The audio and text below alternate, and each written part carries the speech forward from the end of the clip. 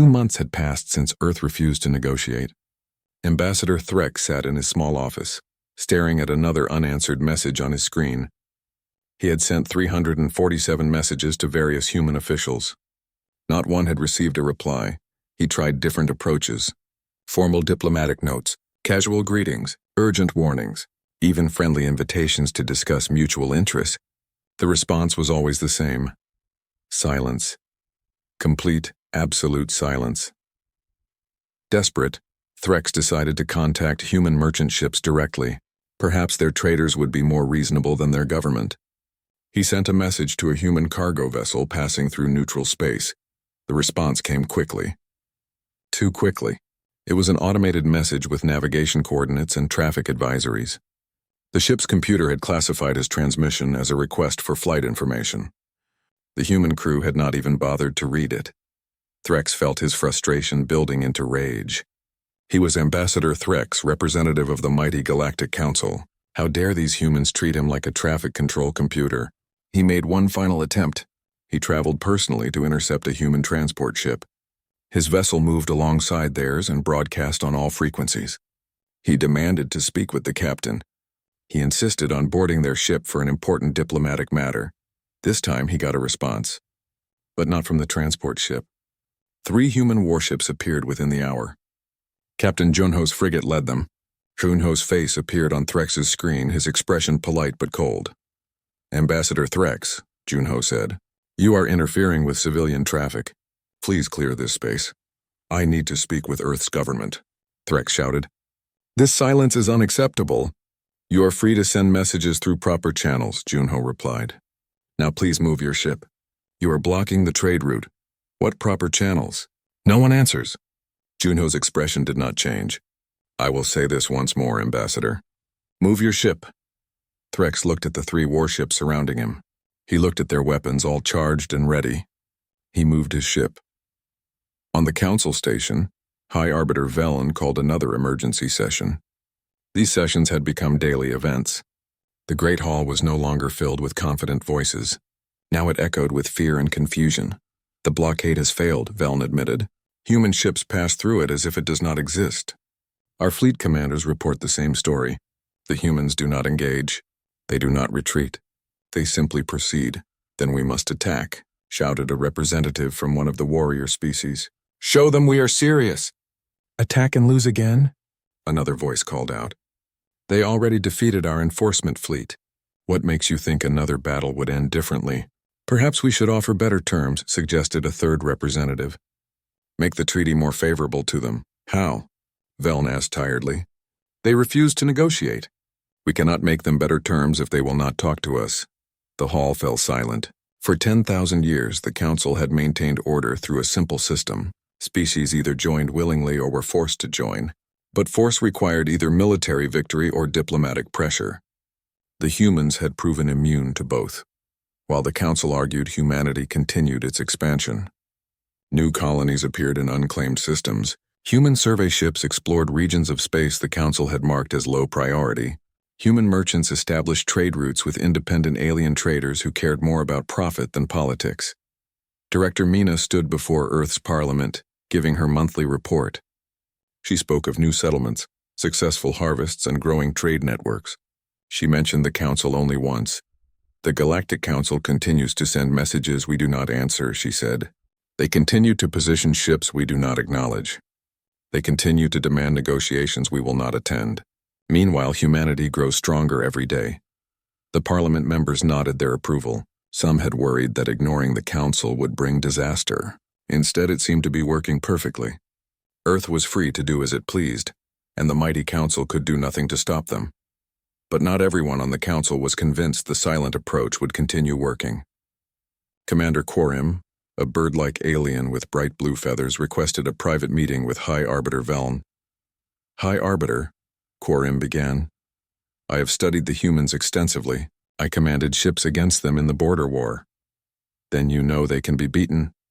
Velen said hopefully. "No," Quarim replied quietly. "I know they cannot. Not the way we fight. They do not follow our patterns. They do not respect our traditions. They simply do what works regardless of how it should be done." Veln's antennae twitched with irritation. What are you saying? I am saying that we are playing a game, and they have left the board. We threaten them with isolation, but they seem to prefer it. We offer them membership in our great civilization, but they do not want it. Every tool we have is useless because they do not value what we value.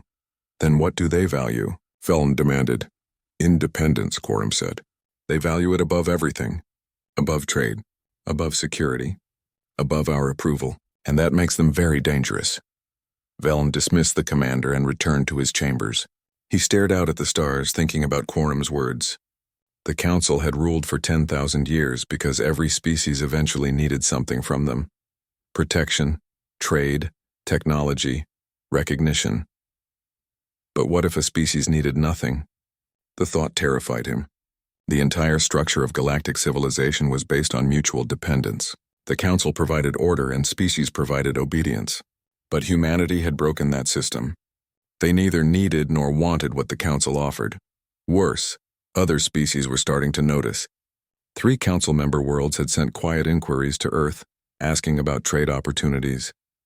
They had not asked the council's permission. They had simply acted, following humanity's example. Veln called in economist Velis, an amphibian species expert in galactic trade. Velis arrived carrying multiple data tablets, his webbed fingers moving rapidly across their surfaces. Give me the honest numbers, Veln said. What happens if humanity continues on this path?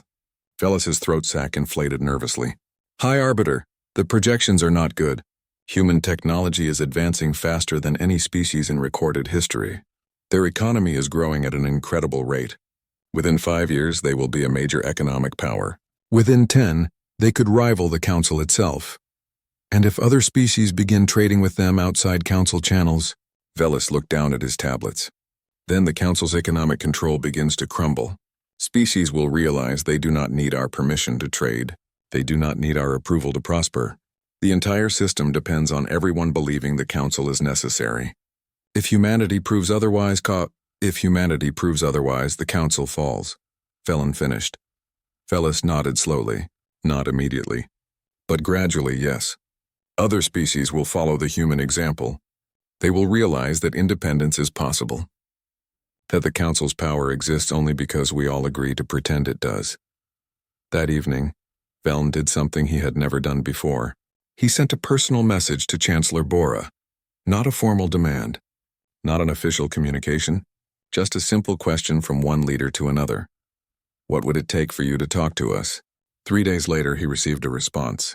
It was brief, nothing. We do not need your permission to exist. We do not want your authority over us. Continue as you wish. We will continue as we wish. Perhaps one day we will have something to discuss. But it will not be on the topic of our submission. Veln read the message 3 times. Then he realized the terrible truth. The humans had not refused to negotiate because they were angry or proud. They had refused because negotiation implied the council had authority to negotiate about. By simply declining to participate, humanity had denied the council's fundamental right to rule, and there was absolutely nothing Veln could do about it. 4 months had passed. The galactic markets were in chaos. Economist Velis stood before a crowd of nervous traders trying to explain what was happening. His throat sac kept inflating with stress as he spoke. The human economy has grown by 40% since they refused the council's terms, he explained. Their technology sector is advancing at rates we have never seen. Species everywhere are afraid of being left behind. So buy human goods, someone shouted from the crowd. Trade with them. But that requires going against council sanctions, Velis replied. Many species are afraid to do so openly, so they hoard resources instead, preparing for economic war. Others are secretly trading with humans anyway. The result is market instability across the galaxy. The trading floor erupted in arguments. Some wanted the council to lift sanctions. Others wanted stricter enforcement. Everyone agreed on one thing, though. They were all afraid of what humanity represented. Not because humans were aggressive, but because they were unpredictable. High Arbiter Veln tried a new strategy. If he could not force humans to negotiate, perhaps he could convince the galaxy that humans were dangerous. He authorized a galaxy-wide information campaign. The propaganda appeared everywhere. News feeds, public displays, educational programs, all carried the same message. Humanity was a threat to galactic peace. They refused to follow established laws. They expanded without permission. They encouraged other species to defy the Council, but the campaign backfired badly. Independent journalists began asking uncomfortable questions. If humans were so dangerous, why had they not attacked anyone since the defensive war? Why did human traders treat everyone fairly? Why did human colonies welcome alien visitors? One particularly bold reporter published a comparison. On one side, the Council's actions, military blockades, trade sanctions, constant threats. On the other side, humanity's actions, peaceful expansion, fair trade, defensive military posture. The article asked a simple question: who was really threatening galactic peace? Veln tried to have the article removed from public networks, but it had already spread too far. Worse, it started other species thinking. Maybe humanity had a point. Maybe the Council's authority was not as natural or necessary as everyone had been taught. Admiral Tejo decided it was time for a demonstration. Not a threat, not an attack, just a simple display of human capabilities. He gathered his fleet in neutral space near but not inside Council territory. Then he conducted military exercises. The exercises were broadcast openly. Anyone could watch. Council intelligence officers watched very carefully. What they saw frightened them. Human ships moved faster than they should. Their weapons hit targets at impossible ranges. Their shields absorbed damage that should have destroyed them. In the 4 months since refusing to negotiate, humanity had not just grown economically. They had revolutionized their military technology. Tejo ended the exercises with a simple statement broadcast on all frequencies. Earth's military remains ready to defend human interests. We seek no conflict, but we fear none either. The message was clear. Even if the Council somehow forced humanity to the negotiating table, they could not force humanity to actually comply with any agreement. Human military power had grown beyond the Council's ability to challenge. Commander Quarim watched the exercises from his ship. He was not surprised. He had warned Veln this would happen. Humanity did not waste time on political games. While the Council argued about what to do, humans simply did what needed doing. The real crisis came 3 days later. 3 Council member species made a joint announcement. They were formally opening diplomatic relations with Earth, not requesting Council approval, not asking permission, simply announcing it as fact. Veln convened an emergency session to discuss punishment for these traitors, but the session fell apart quickly. Half the representatives secretly agreed with the 3 species. They just had not been brave enough to say so publicly yet. How can we punish them? One representative asked. By blockading them like we blockaded humanity? We all saw how well that worked. By removing them from the Council, another suggested. And if more species follow their example? A third voice called. Do we expel them all? What is a council with no members? Veln had no answers. The Council's power had always depended on unity. Now that unity was breaking, and all because humanity had simply said no and meant it. Director Mina received the 3 species representatives warmly. She invited them to Earth for the signing of trade agreements. The ceremonies were broadcast across the galaxy. They were simple and dignified. Each agreement was bilateral. Just Earth and one other species. No grand alliance. No attempt to create a rival council. Just practical arrangements between sovereign equals. Mina made sure to emphasize that point. Earth seeks no disciples, she said in her speech. We seek no followers. We simply offer partnership to those who wish it. No conditions. No requirements. No demands for submission. The message resonated across the galaxy. This was what the Council claimed to be but never was. True cooperation between equals. No hierarchy. No master and servant. Just mutual respect and mutual benefit. Ambassador Threx watched the ceremonies from his office. He had not left his quarters in days. The stress of his impossible assignment had broken something inside him. He was supposed to make humanity obey. But how do you make someone obey when they act like you do not even exist? He started writing messages to himself. Long, rambling explanations of why his mission had failed. It was not his fault, he insisted. You cannot intimidate beings who ignore your threats. You cannot negotiate with beings who refuse to negotiate. You cannot control beings who simply do not care about your authority. Finally, Threx requested to address the full council session. Veln reluctantly agreed, hoping the ambassador had found some solution. Instead, Threx stood before them all and had a complete breakdown. "You told me to make them negotiate," he shouted at the assembled representatives. "How? They do not answer messages. They do not attend meetings. They treat us like we are nothing, like we are just empty space between stars." "Ambassador, control yourself," Velen commanded. "Control? You want control?" Threx laughed bitterly. "We have no control. We never did. The Council's power was always an illusion. We could control species because they believed we could. But humans do not believe, and now others are starting to doubt too." Security removed Threx from the hall, but his words hung in the air. Everyone knew he had spoken the truth. The Council's authority existed only because species accepted it. Humanity had shown that acceptance was optional. Commander Quorum approached Velen after the session. The High Arbiter looked old and tired. His antennae drooped. His usually bright eyes were dull. "This is how they won the war, is it not?" Velen asked quietly. "Yes," Quorum replied. "We expected them to fight like we fight, to follow the rules of war. Instead, they fought to win. They used tactics we considered dishonorable. They struck from angles we thought impossible. They did not care about fighting fairly. They cared about survival. And now they are doing the same with politics," Velen said. "Yes, we expected them to negotiate, to compromise, to seek our approval. Instead, they simply walk away. They do not play our game at all. And by refusing to play, they have already won." Velen looked out at the stars through the great window of his chamber. Somewhere out there, humanity was expanding, growing stronger, building their future without asking anyone's permission. And the mighty Galactic Council could do nothing but watch. "Perhaps," Velen said slowly, "we should have treated them as equals from the beginning." "Perhaps," Quorum agreed, "but we did not. And now it is too late.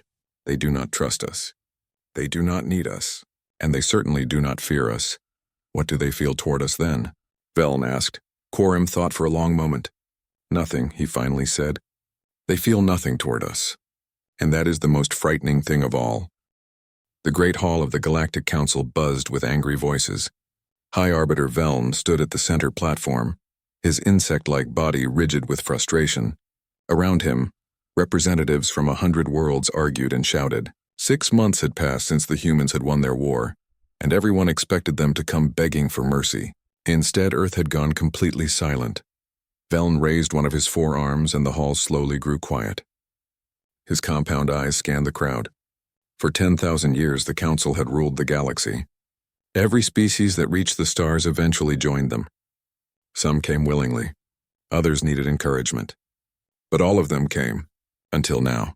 "The humans must be made to understand their place," Velen announced.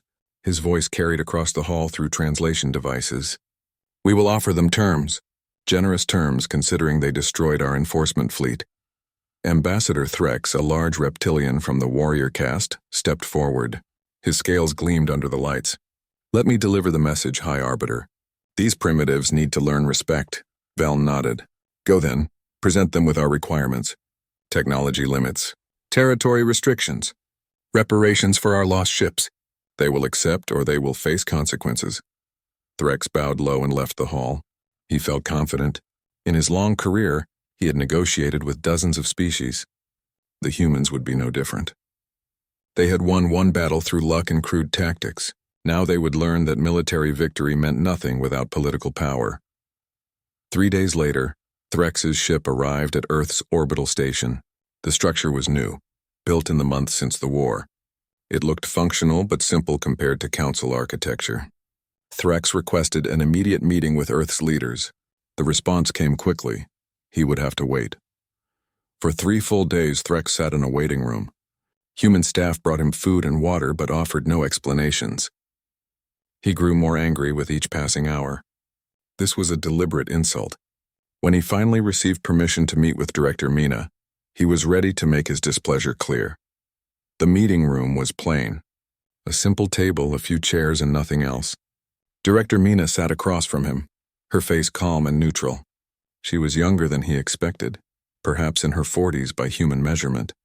Her dark eyes watched him without fear or concern. "You have kept me waiting," Threx began. "This is not how diplomatic matters are conducted." "My apologies," Mina said. Her tone suggested she was not sorry at all. "We have been busy." Please deliver your message. Threx spent 2 hours presenting the Council's demands. He spoke of the natural order of galactic civilization. He explained how the Council maintained peace and prosperity. He listed each requirement humanity must accept: technology sharing, border limitations, war reparations, mandatory Council oversight of all human colonies. Through it all, Director Mina listened without interrupting. She did not take notes. She did not ask questions. When Threx finally finished, she sat in silence for a long moment. Earth declines, she said simply. Threx blinked. I'm sorry, what? We decline your terms. All of them. Then present your counteroffer, Threx said. This was normal. Every species tried to negotiate better terms at first. We have no counteroffer, Mina replied. We are not negotiating. We simply decline to participate in this process. Threx felt confusion replace his anger. You must negotiate. That is how these matters are resolved. Must we? Mina stood. Thank you for traveling all this way, Ambassador. I hope your journey home is pleasant. She nodded to the door where 2 security officers waited. You cannot simply refuse to talk, Threx protested as the guards escorted him toward the exit. We just did, Mina called after him. Safe travels, Ambassador. Hours later, on Earth's surface, Chancellor Bora addressed her people. The elderly woman looked tired but determined. She stood before cameras that would broadcast her words to every human settlement in space. Today, the Galactic Council demanded we submit to their authority. She began. They want to control our technology. They want to limit where we can live. They want us to pay them for the crime of defending ourselves when they attacked us. She paused, letting her words sink in. We have refused. Not because we seek conflict. Not because we think we are better than other species. We refused because we are free people and we will remain free. Humanity will chart its own course among the stars. We will make our own decisions. We will ask no one's permission to exist. The speech was not transmitted to alien networks. When the Council tried to contact Earth's government again, every channel stayed quiet. Human ships stopped responding to Council hails except for basic navigation information. It was as if humanity had decided the Council simply did not matter. Back on the Council station, Veln convened emergency session after emergency session. No one could understand what was happening. Species either negotiated, surrendered, or fought. They did not just ignore you. Perhaps they need more time to consider, suggested one representative. Perhaps they need a stronger show of force, argued another. Veln made his decision. We will establish a blockade of human space. They will see our fleet surrounding them. They will understand they cannot simply ignore us. The blockade went into effect within days. Dozens of Council warships positioned themselves around the borders of human territory. They had orders not to fire unless fired upon, but to stop any human ship that tried to leave. Admiral Taiho reviewed the reports in his command center. The gray-haired officer studied the positions of the alien ships carefully. Then he smiled slightly and gave new orders to his fleet. All ships will maintain normal patrol routes, he announced. Ignore the blockade vessels. They are not our concern. Sir, they might fire on us, a young officer warned. If they wanted to fight, they would have attacked already, Taiho replied. They want us to react, to acknowledge their authority. We will do neither. Captain Junho commanded one of the frigates assigned to test this strategy. His ship approached the blockade line at normal speed. Ahead, a massive Council battlecruiser waited, its weapons tracking his vessel. The alien ship broadcast a warning. Turn back or face consequences. Junho did not respond. He simply maintained his course. His crew sat at their stations, hands ready but not moving toward weapons controls. The distance closed. 5,000 kilometers. 3,000. 1,000. Junho's ship passed so close to the battlecruiser that both vessels' shields nearly touched. Still no one fired. No one even spoke over the communications channel. Inside the alien warship, the commander stared at his screens in disbelief. They just ignored us, he said to his crew. Like we were not even here. Should we pursue? His weapons officer asked. The commander looked at his orders again. Stop human ships. But what did stop mean? Fire on a vessel that had not attacked? Chase a ship that was not running? The rules of engagement assumed the other side would react to your presence. The humans simply pretended the blockade did not exist. Let them go, he finally decided. Report this to command. Let them figure out what to do. As Junho's frigate continued into deep space, he allowed himself a small smile. They had just won a battle without firing a shot. Not by being stronger or faster, but by refusing to play the game at all. Back on the council station, Veln received the report with growing dread. The humans had simply sailed through his blockade. They had not fought. They had not fled. They had just proceeded as if the mighty Galactic Council was nothing more than empty space. For the first time in his long career, High Arbiter Veln felt something he had never experienced before. He felt powerless. 6 months had passed since Earth's refusal. The Council was dying. Not quickly, but anyone could see the process had begun. High Arbiter Veln sat alone in his private chambers, reading the latest reports. Each one was worse than the last. 8 more species had opened direct relations with humanity. 12 others were considering it. The Council's unified currency had lost 30% of its value. Member contributions to the Council military were down by half. Some species were building their own defense forces instead. Worst of all, there were rumors of a coup. Hardline members wanted to remove Veln from power. They blamed him for the crisis, as if anyone could have handled humanity better. The coup attempt came 3 days later. 20 representatives stormed into the council chamber, demanding Veln's resignation. They claimed he had weakened the council's authority. They promised to restore order through strength. The attempt failed. Not because Veln was strong, but because the conspirators could not agree among themselves. Some wanted immediate war with humanity. Others wanted stricter sanctions against species trading with Earth. They spent more time arguing with each other than actually removing Veln. But the damage was done. The failed coup revealed how divided the council had become. Veln remained in power, but barely. He clung to his position through procedural rules and political favors. His authority was a ghost of what it once was. While the council tore itself apart, humanity made a bold move. Chancellor Bora called a press conference that was broadcast across the galaxy. She announced the formation of the Free Worlds Coalition. This is not a government, Bora explained. It is not a replacement for the council. It is simply an alliance of free species who choose to cooperate as equals. Any species may join. Any member may leave at any time. There are no rulers, no subjects, just partners. She outlined the coalition's principles. Sovereign equality meant every member had an equal voice. Free trade meant no species could block another's commerce. Non-interference meant each species governed itself without outside control. Mutual defense meant members would help each other if attacked, but no one was required to join offensive wars. The announcement shocked the galaxy. 12 species immediately requested to join. 2 of them were current council members.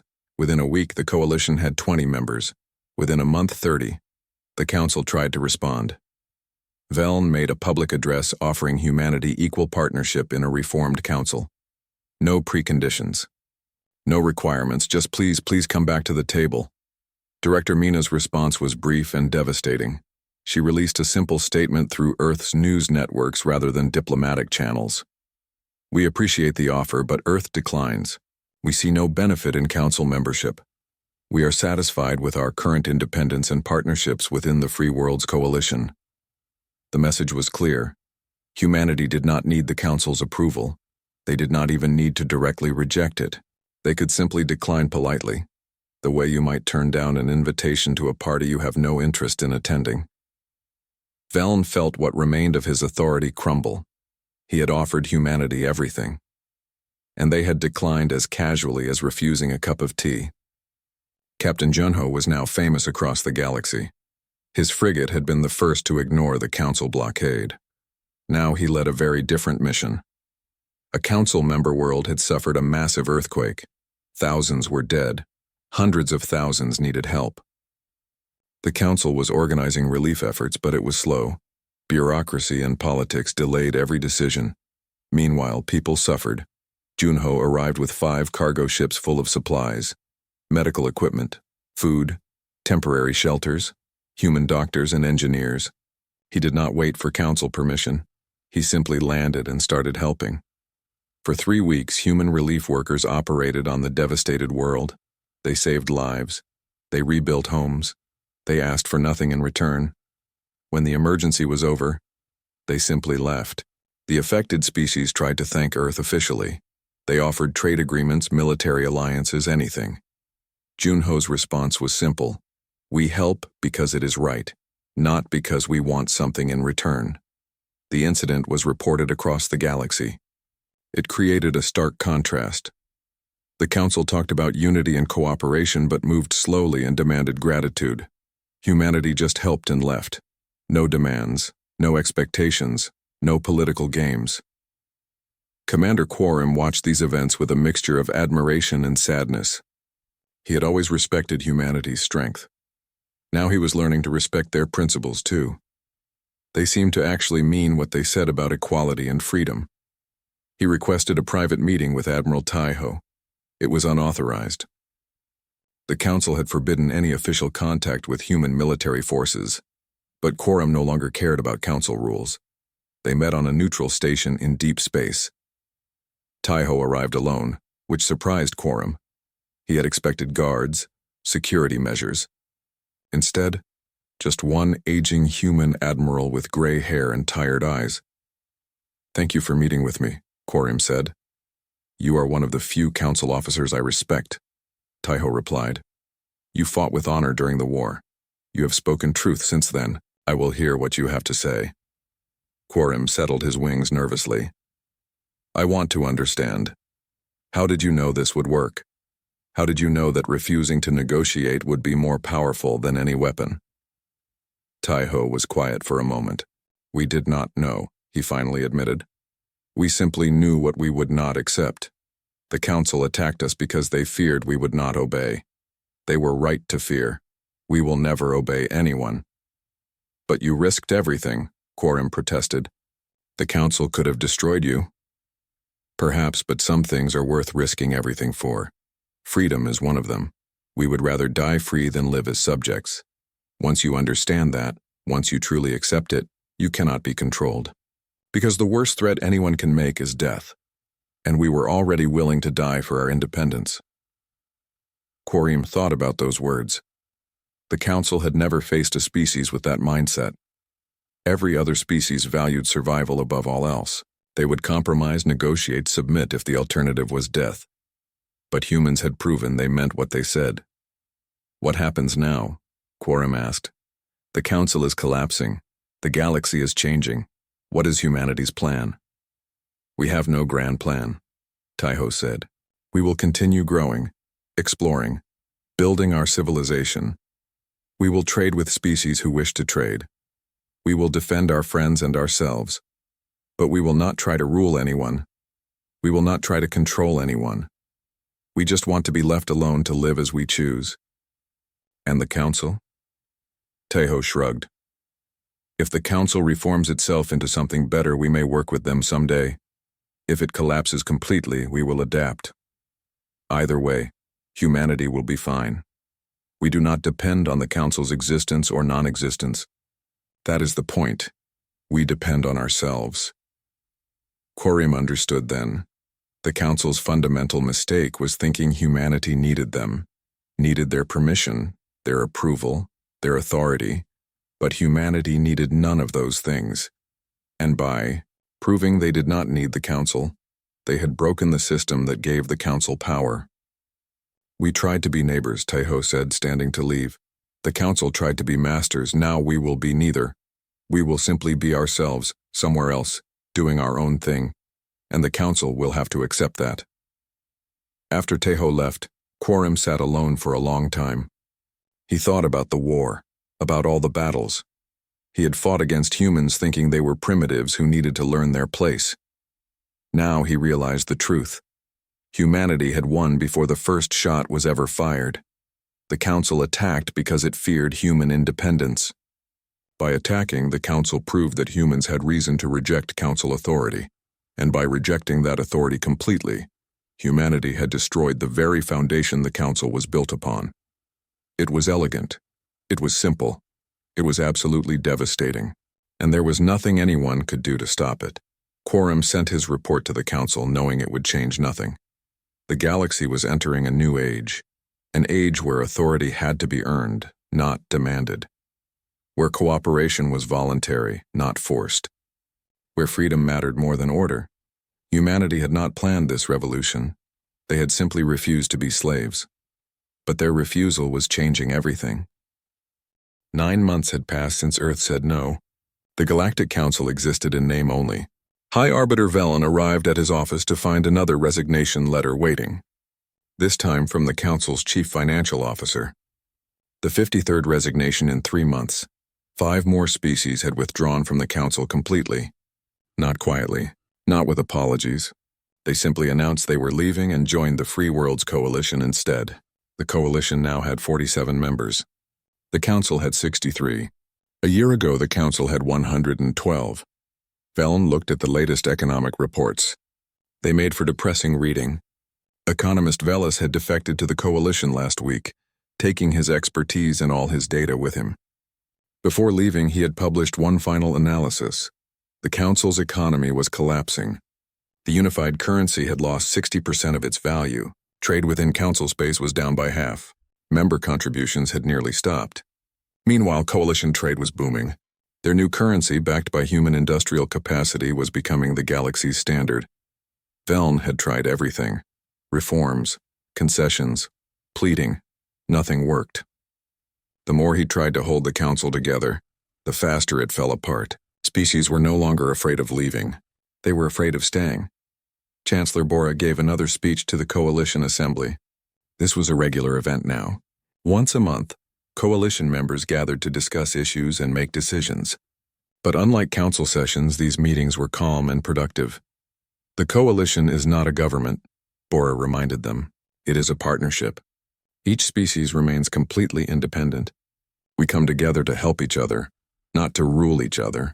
Any member who feels otherwise is free to leave at any time. She outlined humanity's vision for galactic civilization. No central authority, no mandatory membership, just networks of cooperation based on mutual benefit. Species helping species because they wanted to, not because they had to. Director Mina followed with practical details. New trade routes, technology sharing agreements, joint scientific projects. Everything was voluntary. Everything was transparent. No hidden agendas, no political games. The contrast with the Council was stark. Council sessions were full of threats, demands, and manipulation. Coalition meetings were about solving problems together. The difference attracted more species every day.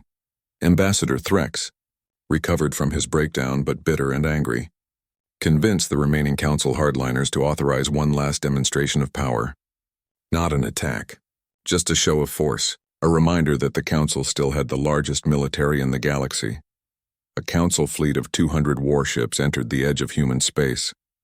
They broadcast a message explaining, this was a peaceful demonstration of Council strength. They would conduct exercises and then leave. No hostile intent. Admiral Taiho received the notification with amusement. He sent a response that was polite and helpful. Human traffic control provided the fleet with navigation data, safety warnings about asteroid fields, and recommendations for the best locations to conduct their exercises. Then Taiho assigned Captain Junho to escort the Council fleet. Not to challenge them, just to provide assistance like you would for any visitor. Junho's ships guided the Council fleet through human space like tour guides showing tourists around. The Council fleet conducted their exercises. They performed attack formations. They demonstrated weapon systems. They showed off their coordination and discipline. Through it all, Junho's ships watched politely from a respectful distance. When the exercises ended, Junho thanked them for visiting human space and offered to guide them back to the border. The Council commander was speechless. They had come to intimidate. Instead, they had been treated like guests. Courtesy had turned their demonstration of power into an embarrassing display of irrelevance. The fleet left quietly. The incident was reported across the galaxy. Everyone saw the same thing. The Council had tried to look strong and ended up looking desperate. Meanwhile, humanity had shown confidence and grace by simply being hospitable. Threx resigned the next day. He published a final message explaining that his mission had been impossible from the start. You cannot negotiate with people who refuse to negotiate. You cannot control people who refuse to acknowledge your authority. You cannot intimidate people who simply do not care about your threats. The galaxy was learning these lessons slowly. The old model of centralized control was dying. A new model based on voluntary cooperation was emerging, and humanity had catalyzed this change simply by saying no and meaning it. Admiral Tejo retired 6 weeks later. He gave a farewell address that was broadcast throughout the coalition. His words were simple but profound. "True strength is not the ability to dominate," he said. "It is the ability to stand alone if necessary. Humanity's greatest weapon was never our technology or our military. It was our willingness to face the unknown without compromising our principles. The Council offered us security in exchange for submission. We chose uncertainty and freedom instead. That choice was the hardest thing we have ever done, but it was also the most important. Because once you accept that your freedom is non-negotiable, no one can truly control you." To the species watching, wondering if they should follow our example, I say this: freedom is not easy. Independence requires courage, but chains are still chains even if they are comfortable. Choose wisely. The speech resonated across the galaxy. 3 more species left the Council within days. They cited Tejo's words in their departure statements. They were tired of pretending the Council served their interests. They wanted to choose their own path. Captain Junho was promoted to Admiral. His first assignment was to lead humanity's first deep space exploration mission beyond all charted space. He would take a fleet into the unknown, establishing new colonies and making first contact with species who had never heard of the Council or the Coalition. Before leaving, Junho gave an interview to a popular galactic news network. The reporter asked him the question everyone wanted answered. "Admiral, do you think humanity will ever join a galactic government?" Junho smiled slightly. "Why would we? We are free now. We cooperate with species who respect us. We trade with those who deal fairly. We help those who need it. We defend ourselves and our friends. What would a government add to that except rules and restrictions? But do you not need structure, order?" "We have structure," Junho replied. "Earth's government provides structure for humans. Each coalition member has their own government. We have trade agreements that provide structure for commerce. We have mutual defense pacts that provide structure for security. What we do not need is someone else telling us how to live. And if another species tries to conquer you, then we will defend ourselves just as we did before. Earth has proven we can stand alone if necessary. We prefer cooperation, but we do not require it." That is what freedom means. The interview went viral. It perfectly captured humanity's philosophy: self-sufficient but willing to cooperate, peaceful but capable of defense, independent but not isolationist. It was a model other species were rapidly adopting. Chancellor Bora was in her final term. She had decided not to run for re-election. She wanted to retire knowing Earth was safe and prosperous. A reporter asked her if she regretted anything about Earth's strategy. Bora smiled. "Regret? What would we regret? We told the Council we would not negotiate. They did not believe us. They thought we were bluffing or would eventually give in. That was their choice to make." "But you risked everything," the reporter pressed. "Yes," Bora agreed. "We risked everything, because some things are worth any risk. Freedom is one of them. We could have submitted to the Council, accepted their rules, lived under their authority. And we would have survived, but we would not have been free. We chose freedom over survival. And as it turned out, we got both. Do you think Earth will ever join the Council if it reforms?" Bora's smile widened. "Why would we? We have everything we need. We have freedom. We have friends. We have prosperity.